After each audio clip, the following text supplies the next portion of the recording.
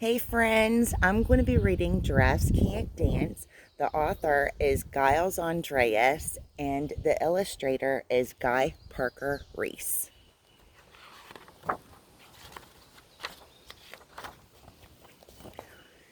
Gerald was a tall giraffe whose neck was long and slim, but his knees were awfully crooked and his legs were rather thin. He was very good at standing still and munching shoots off trees, but when he tried to run, he buckled at the knees.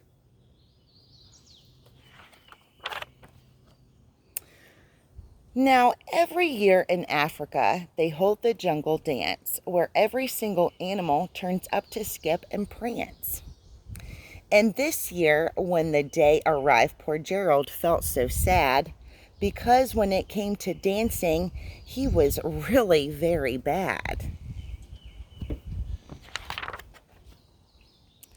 The warhog started waltzing and the rhinos rock and rolled.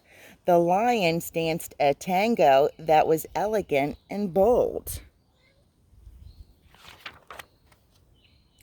The chimps all did a cha-cha with a very Latin feel, and 8 baboons then teamed up for a splendid Scottish reel. Gerald swallowed bravely as he walked toward the floor, but the lions saw him coming and they soon began to roar. "Hey, look at clumsy Gerald," the animals all sneered.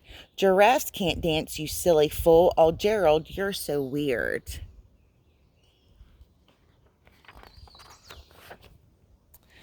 Gerald simply froze up. He was rooted to the spot. "They're right," he thought. "I'm useless. Oh, I feel like such a clot." So he crept off from the dance floor and he started walking home.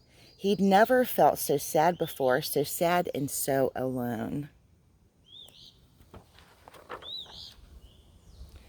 Then he found a little clearing and he looked up at the sky. "The moon can be so beautiful," he whispered with a sigh. "Excuse me," coughed a cricket. "You'd seen Gerald earlier on, but sometimes when you're different, you just need a different song." Listen to the swaying grass and listen to the trees. To me, the sweetest music is those branches in the breeze. So imagine that the lovely moon is playing just for you. Everything makes music if you really want it to. With that, the cricket smiled and pickled up his violin. Then Gerald felt his body do the most amazing thing. His hooves had started shuffling, making circles on the ground. His neck was gently swaying, and his tail was swishing round. Is Gerald dancing? Yes. He threw his arms out sideways, and he swung them everywhere. Then he did a backward somersault and leaped up in the air.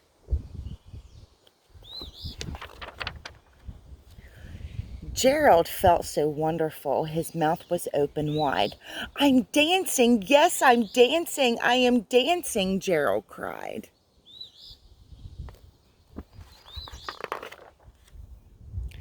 Then one by one, each animal who'd been there at the dance arrived while Gerald boogied on and watched him quite entranced. They shouted, "It's a miracle. We must be in a dream. Gerald's the best dancer that we have ever seen."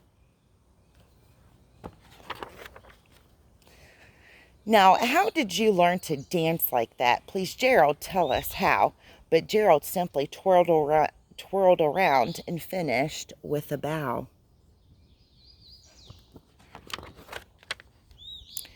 Then he raised his head and looked up at the moon and stars above. "We all can dance," he said, "when we feel the music that we love." The end.